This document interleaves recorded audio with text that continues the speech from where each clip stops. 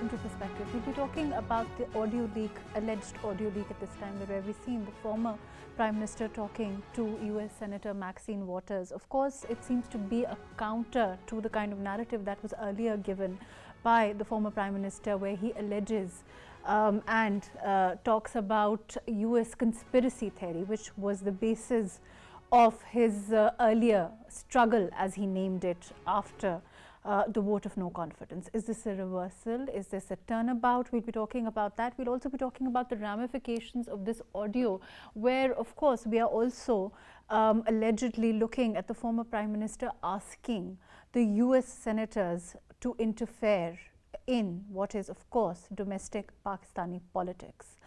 The ramifications of this and what it will mean in the next couple of days. Of course, we're also looking at a likely inquiry in the other audio leaks that we've seen.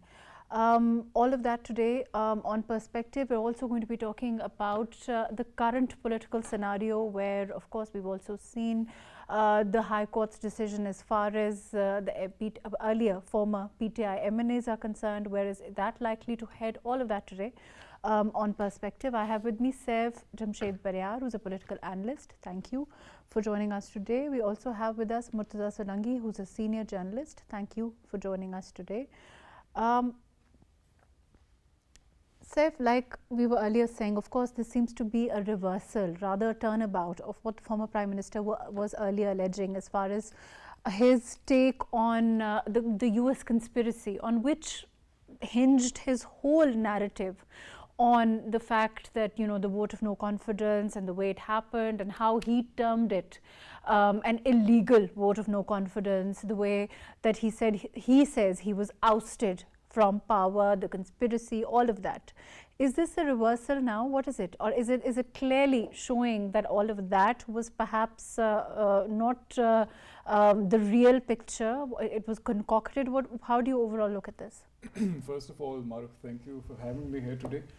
Well, I generally believe, and I've always believed in it, that PTI politics has, in fact, it has revolved around the idea of U-turns. In fact, the very term U-turn politics was quoted somewhere in 2015 and 16, when every statement that the party chairman gave earlier, he used to revoke from that particular statement and he took a U-turn. I still remember that day that we had a jalsa at the parade ground, and he took out a particular piece of paper from his hands and said, this is that particular cipher that has launched a foreign conspiracy. Now, the ramifications of this entire scenario, if the nation had earlier understood, they would have been understood in such a fashion that we wouldn't have reached this brink that we've reached right now. It's very unfortunate today to see that most of the entire rhetoric that PTI has built in the past year, it has been gone down the drain. On that note, I will come back to you, Saif. We have with us Senator Afnan from the PMLN. Senator Saab, you know, like we were earlier talking about, the narrative of the PTI on which the entire political struggle, the former Prime Minister termed it, you know, seemed to hinge on, was this cipher, and then pursuant to that, the US conspiracy. How does, you know, this exposes him? How does this expose him in your opinion? And how does this overall impact his politics at this time? Bismillahirrahmanirrahim. I agree with you that this whole cipher conspiracy that was concocted by Imran Khan has been exposed to the people of Pakistan not once but many times. And today the audio leak, the Zoom meeting between Imran Khan and the US senator came out, and that was astonishing for quite a few people, but I was not that astonished because Imran Khan has been a two-faced person from the very get-go. I mean, he would say one thing and do another, and this has been going on for pretty much the last 10, 12 years. He has made promises that he has not kept. He has blatantly lied about things. For instance, like if you remember, 35 punctures issue, and then later on he said that it was just a political statement.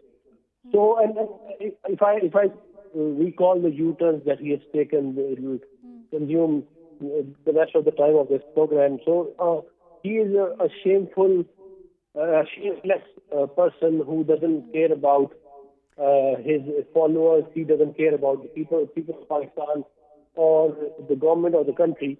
He only cares about himself.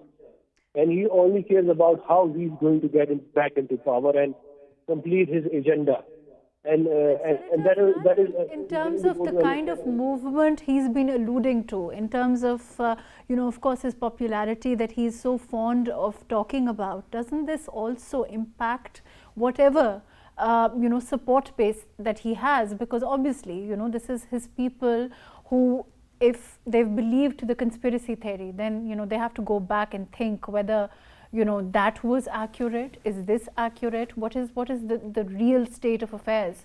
Because his whole narrative hinged on people having been bought, there being there were steps that he talked about pursuant to, again, a cipher, a document. So there was a clear-cut roadmap that he'd given out, that he said had been followed to oust him.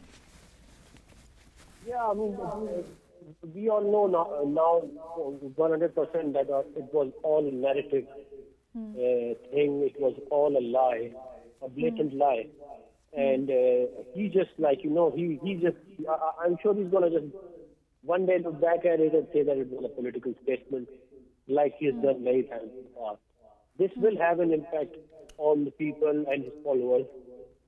But to some people, whatever Imran Khan says, or he doesn't say, or whether he's lying or not, or he's hypocritical, it doesn't really actually matter.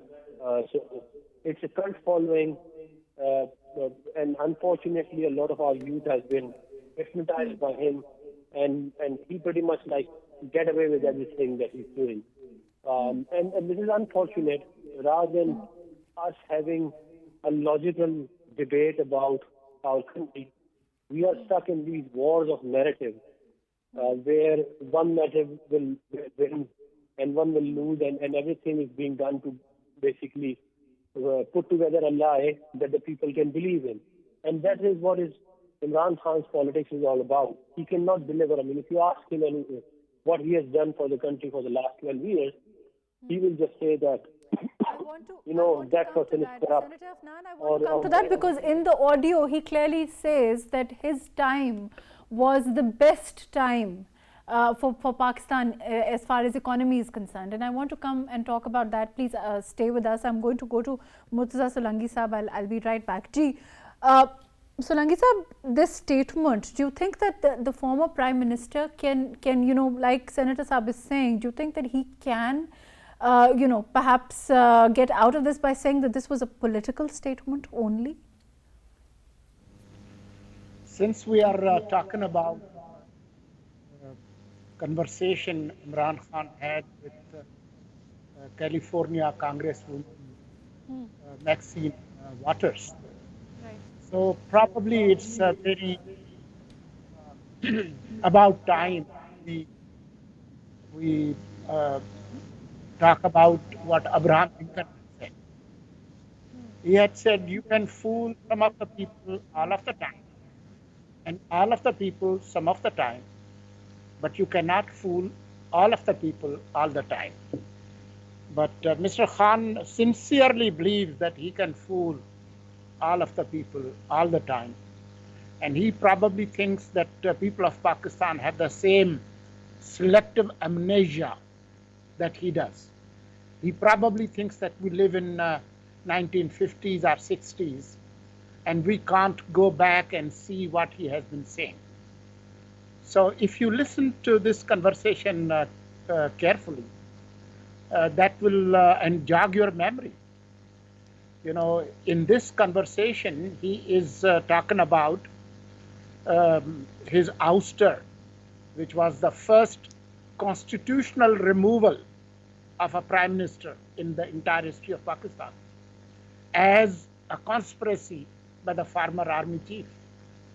But what did he say on March 27, 2022 in Islamabad? The famous this piece of paper that he waved at the people. And his party constantly said, we are not slaves, hum koi ghulam hai.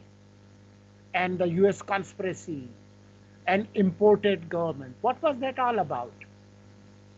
So he thinks that people will forget whatever he has been saying. And he's making outrageous, kind of outlandish claims that the economy was great under his time.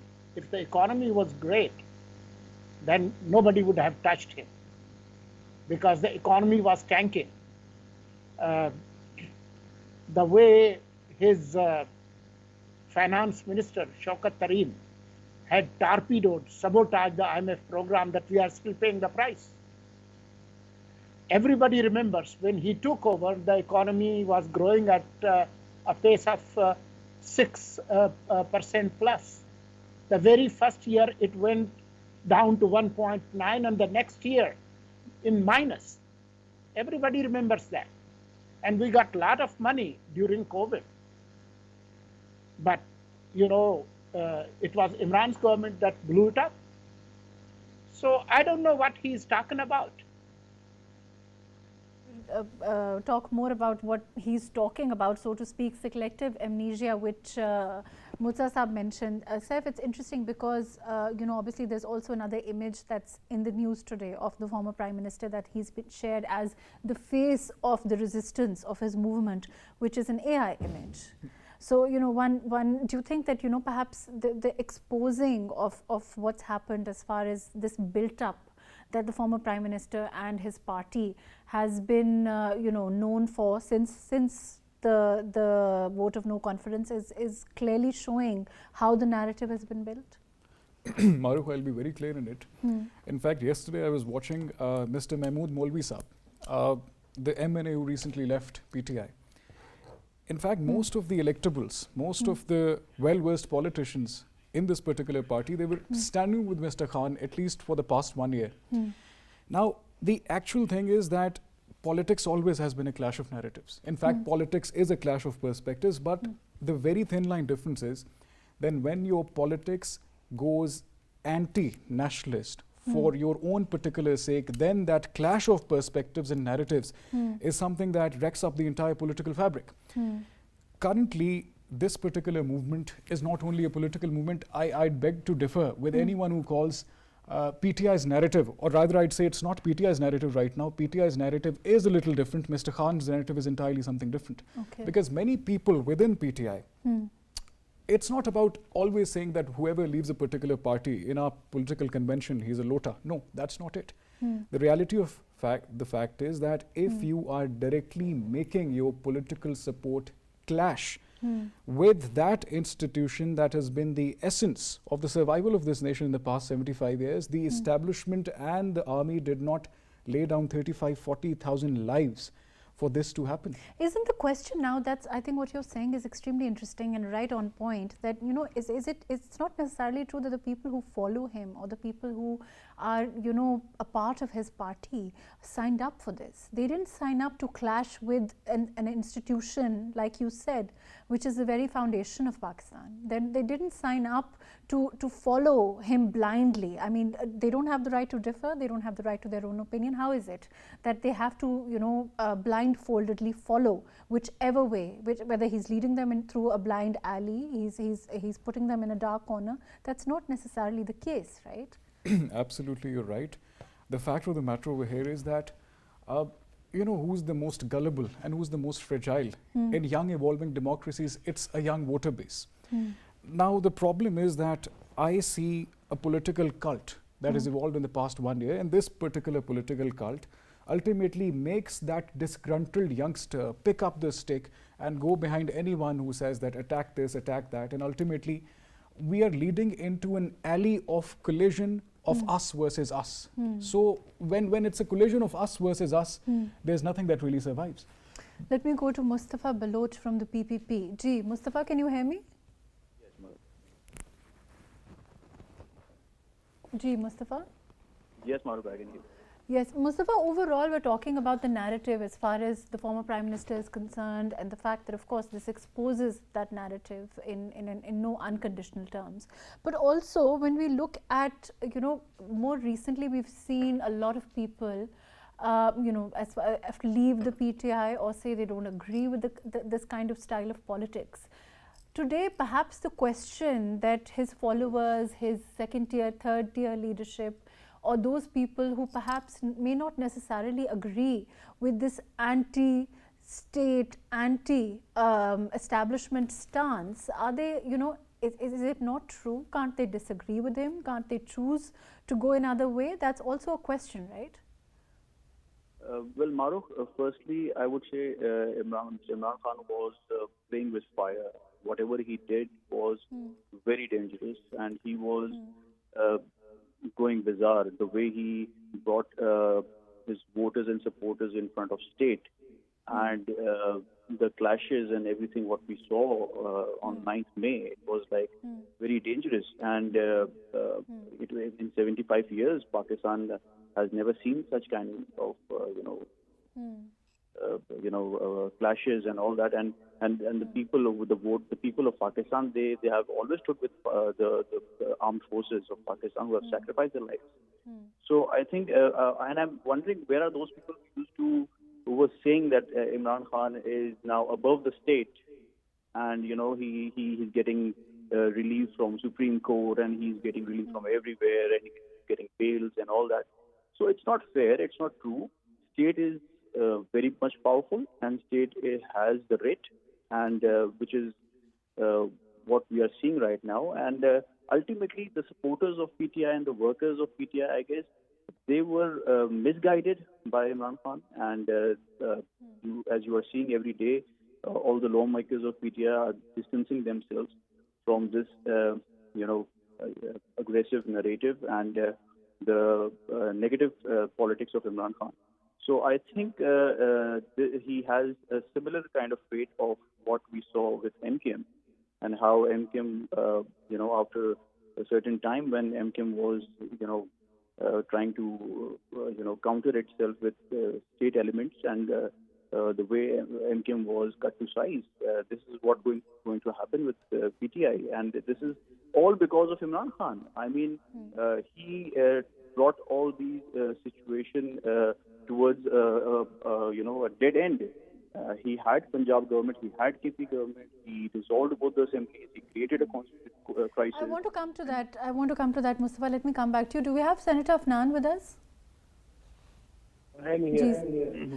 Senator Sir, the style of politics, the ability to disagree with the former Prime Minister has been, a subject of some doubt for a while. There's been, of course, allegedly the former CM of Punjab, Chaudhry Parvez Alai, disagreed with his decision to dissolve the two assemblies.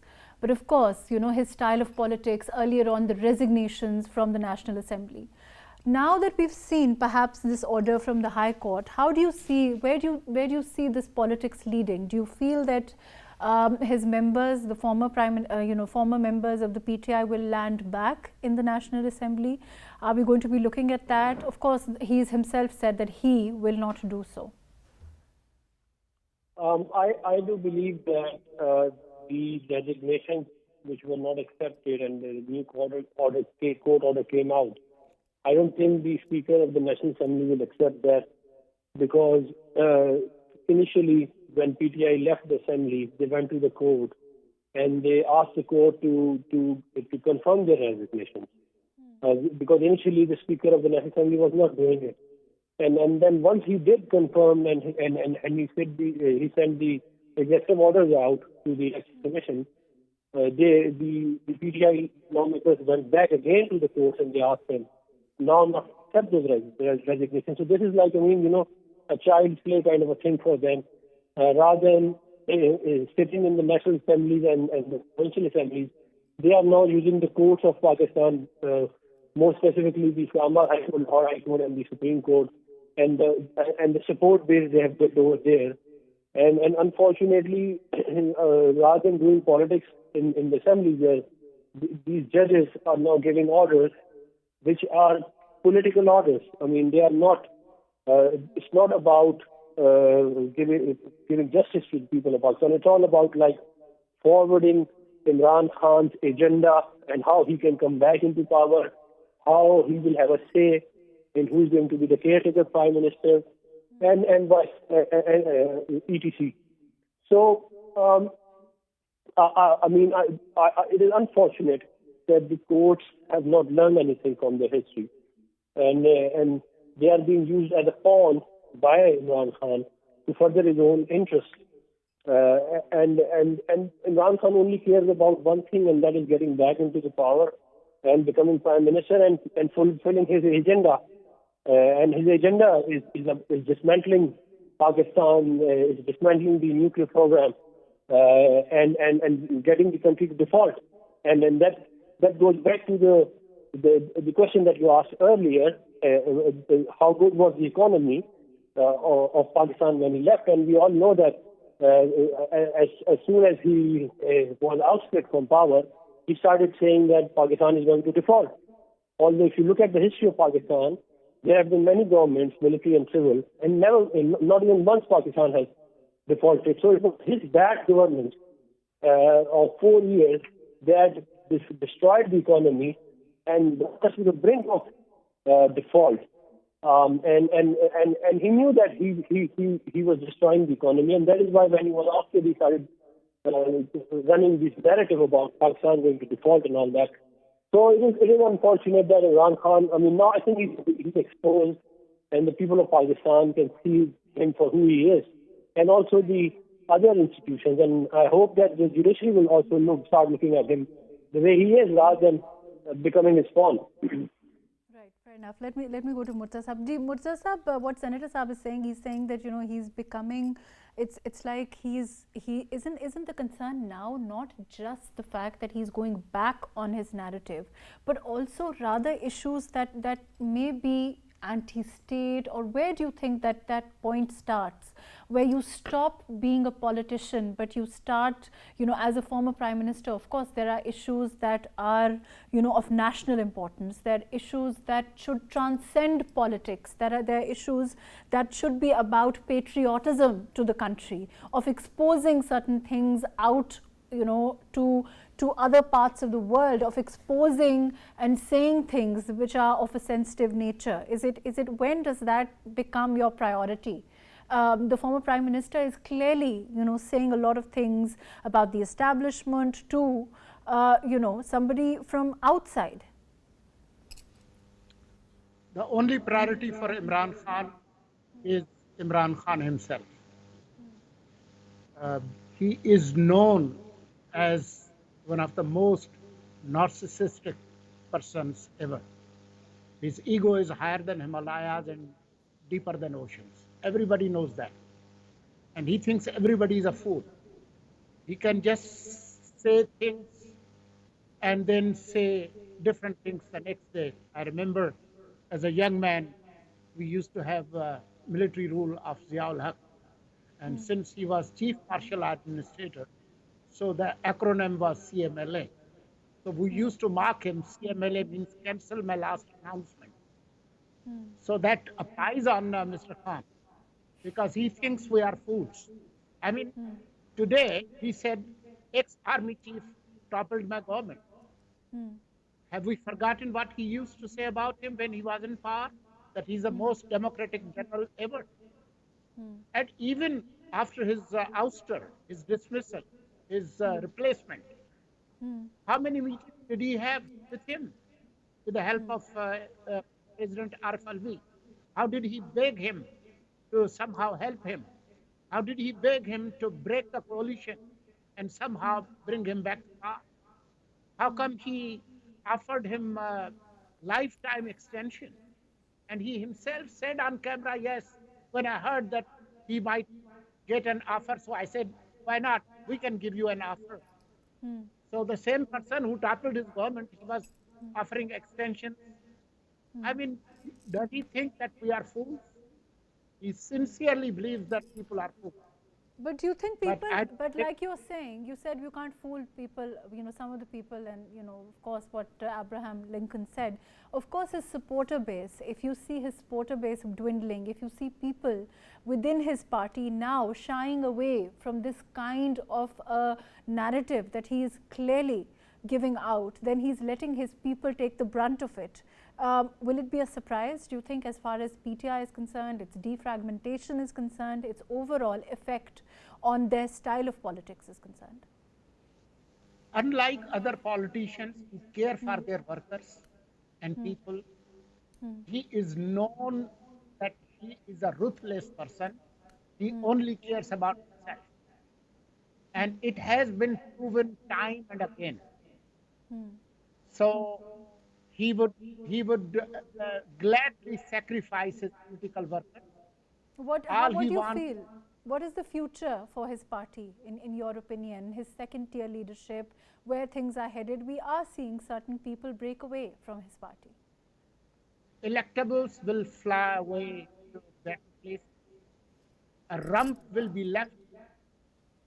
Only people follow him blindly, who have closed and shut down their brains, continue with him. It will be a small party like PMLN with that prediction. Okay, let me go to Saif. So you heard what Murtaza is saying. He's saying that he is looking at defragmentation. But again, I want to come to that. Why is it so wrong from people within his party to disagree with him? It should be the norm. If there is, the kind of democratic party that he's talking about, they don't necessarily have to follow a leader who's on a war path, and not headed anywhere. Mahrukh, as a person who keeps a keen eye, not only local but international politics as well, I'll give you a little analysis and it'll help you clarify the situation. Now, when we talk about parliamentary politics and we talk about democratic governance of politics, it's always based on political progress of parties and not individuals. Now, if we look at our particular history, and I'll be very honest in it, I'm neither an aspirant of a particular party's ticket that I'll take anyone's particular side. I'll be very honest. Our political spectrums have either survived on dynastic politics or cult-based individual politics. Okay. Now, currently, if I take you maybe into the Great Britain, no one really remembers who Theresa May was. No one really remembers who Margaret Thatcher was. No one today remembers who Winston Churchill was. People only remember that there's a Labour Party and there's a Conservative Party. And the Parliament stands supreme, and the Constitution is the foundation of that Parliament. If I take you into the US, no one today remembers who was Ronald Reagan. No one really remembers who was JFK. No one really remembers who was George W. Bush. And no one even remembers very much recent that who was Donald Trump, because it's the time of Joe Biden, and after Mr. Biden there will be someone else. But what will survive, it will be the Republican Party and the Democratic Party, the Democrats. Unfortunately, the very rhetoric or the very idea of PTI is that if not Mr. Khan, then there's no particular person who can take charge of this party. In fact, if I take you into the political history of our own country, there have been many times when many political parties have seen similar circumstances happening for them, and that's the beauty of politics, and that's the beauty of democracy. Now, in that entire history, we've always seen people taking charge of circumstances when the top-tier political leadership was not available. In fact, we've seen many political leaders going into exile, coming back, the parliamentary process continued. So I think the very concept of Pakistan Tehreek-e-Insaf and the voter base of thinking Mr. Khan to be this larger-than-life figure, or this extra political figure, the super political figure of PTI, that's the basic problem. I think PTI as a party is not nurtured. It is only nurtured and it is watered this one particular political entity who... But he says he is the face of PTI. He says he is who the voters listen to. He's the one who has that voter base. He's the one who has that political capital. He's the one... He is PTI. That's what he's always said. In fact, Mahrukh, I'll be very honest in that. If I take you to the grassroots, there is no PTI at the moment. For his tenure of 3.5 years, Mr. Khan never tried to at once even evolve that concept of evolutionary democracy at grassroots levels that he talks about of the West. He gives great examples of the French political system or the British political system that evolves with the grassroots. But never once Mr. Khan did anything particular to nurture that young leadership that could have taken charge right now. And those youngsters today, they are with batons and sticks out on the roads. So that's not how politics works. So I think that even now Mr. Khan has time. He needs to reconcile with his own mindset at first. That the path that I'm making these youngsters go, And given a population of 250 million, we've got a huge population base of youngsters. I think these youngsters need to be taught the manners and the values and the morals of the Constitution before they try to resolve things at the streets. But isn't it about the fact that, let me go to Mustafa. Mustafa, isn't it for Imran Khan, isn't it now about him saving himself somehow, rather than any thought for the future, as far as, you know, a second-tier leadership or developing a party that has, you know, somebody to take his place, that has a natural command structure, all of those things. It's more about his narrative and how far it will go to resonate, to save him. Isn't that true? Well, Mahrukh, I would agree with Murtaza Saab and Saif that it's all about himself. His politics is all about himself. He's not worried about his second-tier leadership who is in Adiala jail. He's not worried about his third-tier leadership who is, you know, facing the crackdown, obviously because of his narrative. And what the recent audio leak of Mr. Imran Khan with the Congresswoman Maxine Moore, where he's literally begging for help. And it's very shocking that Imran Khan is talking, against the forces of Pakistan to an U.S. Congresswoman, and he's literally, asking for help and for support. So what happened to that imported Hukumat Na Manzoor and Bayruni Sazish Na Manzoor, and to stooping to their feet for support? I mean, this guy has no narrative. He has no, policy or maybe agenda for his own party, for his own people. Whatever he's doing is to save his own skin. He's not worried that what will happen with the economy of Pakistan, what will happen with the stability of Pakistan, what will happen to the future of Pakistan. So this is very, he's getting exposed day by day. And the more he's, cut to size, the more you'll see the real face of Mr. Khan, which is a selfish person who is greedy for power and who has no vision, who had no vision, and who was obviously planted for, to suppress both the leading parties of Pakistan, People's Party and PMLN. So today he's facing the karma, and I guess whatever he did with the with both the parties, today his own party is facing that. Let me. Do we have Senator Afnan with us?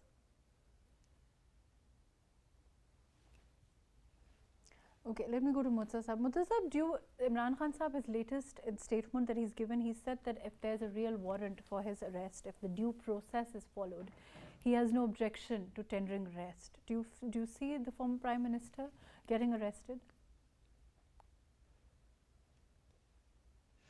Imran Khan also helps us all with a great sense of humor, I would say, because he thinks that we don't remember what he has been doing and what he has been saying. He said to Sara Zaman of VOA just a couple of days ago that, look, I have no problem to come here with a warrant and I'll, get arrested.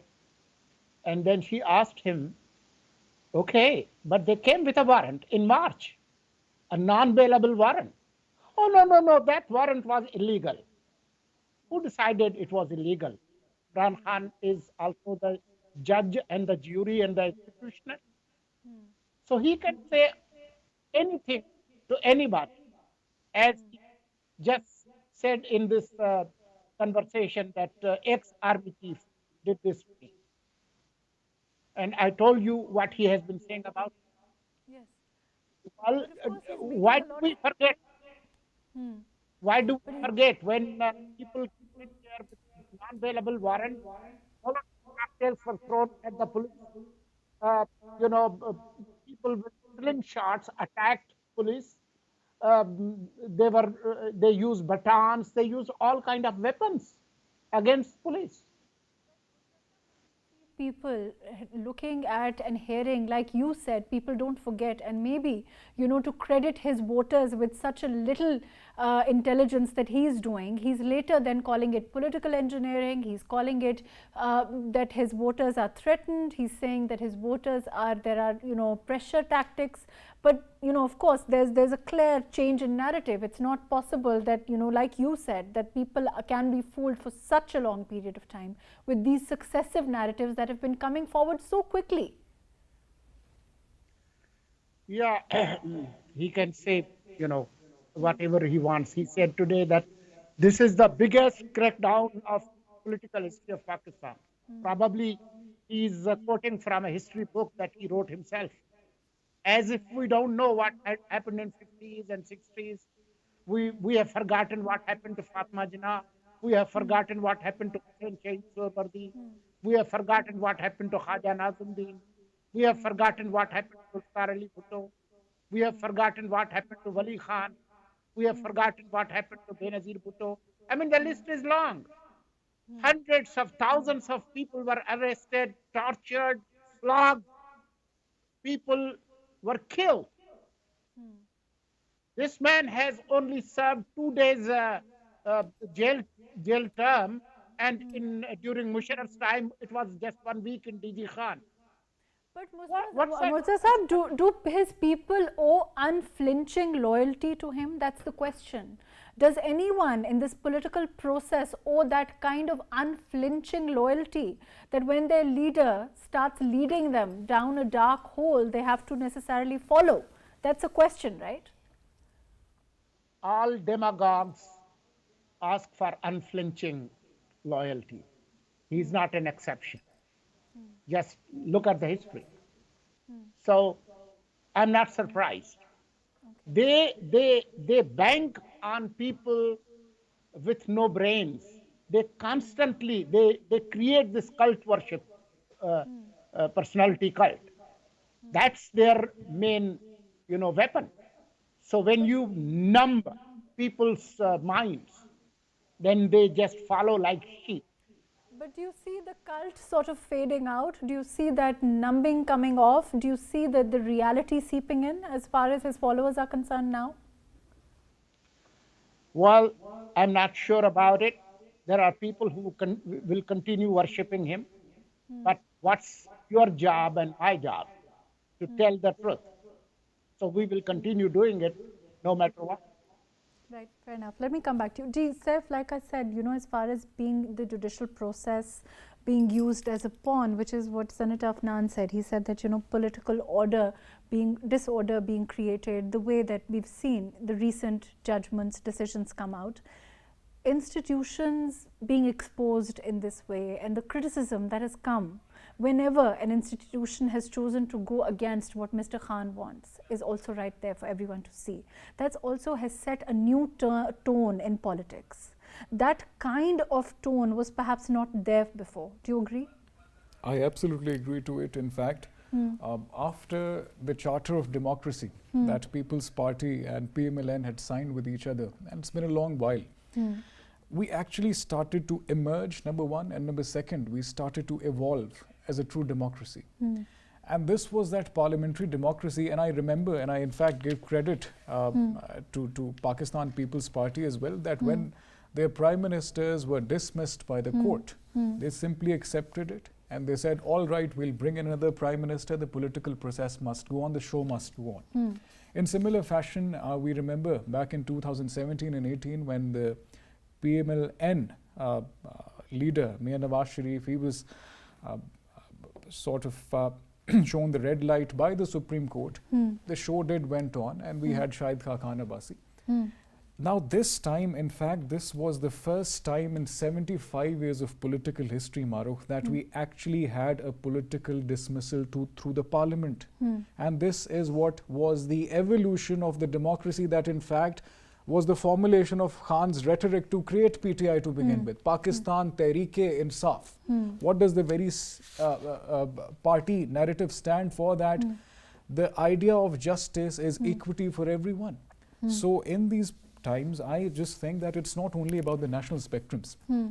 If you look at the international imagery that Pakistan politics is portraying at the moment, in fact, Mr. Khan has already isolated us at many foreign diplomatic fronts. US has been a long-standing partner in trade, has been a long-standing partner in technology, in war and terror, what and what not. And today, the rhetoric that he gave, that it was a sazish by the US, today it's being reversed once again by him. Where does the average political mind go in Pakistan, right? What happened with our relationships with China, that's in front of us as well. This may be like this may be a slightly bookish question, but the point is that when we look at what Mr. Khan has done, when he talks about the pressure tactics, whether it's the establishment, whether it's the foreign, as far as the US is concerned, he's believing that the only way back into power for him is through either pressure that's going to come from outside Pakistan or pressure from certain, as far as the military establishment is concerned, from within Pakistan. So there is his own voter base, of which he says he's so confident, doesn't seem to figure in his narrative at all, right? He doesn't seem to believe that those people who he says are his voter base can bring him back into power without those pressure tactics that he's trying to extricate as from the US, for example. I'll be sort of answering this question of yours. I'll be giving you some clarity in the way that the average voter of PTI understands. Because Mr. Khan is always fond of speaking about all the wonders that he did in cricket. Unfortunately, he failed to understand that politics is not a cricket match. He was entirely playing the entire game of politics through his cricketing mindset, and that is where he went wrong. Even in cricket, there is a third review option that the umpires need to give in, and there's the crowd that stays relevant for both the teams performing. Currently, Mr. Khan, he's been given a strikeout and he's not willing to accept the decisions of the umpires, the very umpires that he was very fond of back in 2015, 16 and 17. The issue at hand is that in this entire spectrum of politics, Mahrukh, he's making his voter irrelevant. And that voting base, after they're blindly following what he's asking them to do, ultimately in the elections day they'll be even more disgruntled. There might not be a single person to vote for this particular party because this party has actually lost the narrative it stood for. Even last year I said that PTI has officially signed its political death warrant because the very premise of their entire rhetoric was established on lies and U-turns. So that's the most practical and pragmatic answer to your question. Let me go to Mustafa. Mustafa, do you think that if Mr. Khan had perhaps changed his strategy to relying on his voter and the fact that he could have retained his, of course he was in power in 2 of the major provinces, he could have retained that, and then he could have relied on his voters and their ultimate right to have to cast that vote and to make up their mind, instead of resorting to this kind of pressure politics that he has resorted to, the kind of, of course, we've now come to a violent turn as far as the PTI is concerned. Exactly, Mahrukh. I would say that Mr. Khan lacked sportsman spirit, and he should have waited for generations, and he should have, waited for the right time. And the way he polarized the entire nation, he polarized all those institutions which were like the pillar of Pakistan, and he brought a division everywhere. And that was in front of us when we saw that he was greeted in Honorable Supreme Court, and he was not even asked about what kind of vandalism happened and what kind of destruction happened. Maybe not exactly from his orders, but because of inciting certain kind of violence. Because I remember when he left for Islamabad High Court, he, in a video message, he himself said that if I'm going to be arrested, things would be exactly like what happened in Sri Lanka. So he, in a way, indirectly incited the people or the voters. Before that, of course, he said that about the economy as far as Sri Lanka is concerned. Exactly, and I'm also surprised that sometimes he projects himself as Zulfikar Ali Bhutto when he was ousted by vote of no confidence, and he was, showing the paper of the cipher, the questionable cipher, that he's being ousted like Zulfikar Ali Bhutto by a Beruni Sazish, which clearly was a big flat lie. And now in a recent statement, he is trying to project himself like Sheikh Mujib.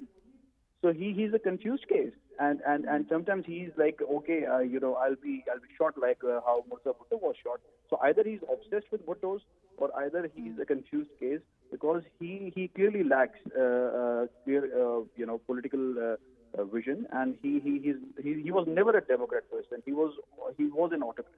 And we have seen in his that's 3.5 all the time that we have. Thank you so much for joining us today. Saif Jamshed Baryar Saab, thank you for being with us. Murtaza Solangi Saab, thank you for your time. Mustafa Baloch, thank you for joining us. Senator Afnan Ullah Khan, thank you for your time. As far as, of course, the overall situation is concerned at this time, we have unfortunately seen the politics of this country take a violent turn. For us to come back, for us to heal from this shock, of course, will take time. But also, as far as war of narratives is concerned, at this time, it seems to be a case of the former Prime Minister exposing himself, rather in an unsavory light. We've also seen his tall claims of there being a US conspiracy fail if we look at the way the audios have come. We've also seen his earlier claims of course, the military establishment, the establishment of the country, and now having taken a U-turn regarding the current establishment. We've also seen him rather, asking help from the US senators in a rather unfavorable light. All of those are perhaps things that need to be thought about as far as the whole political realm is concerned, in which we are looking at this expose, so to speak, of the narratives fall from the former Prime Minister. Thank you so much for joining us today on Perspective.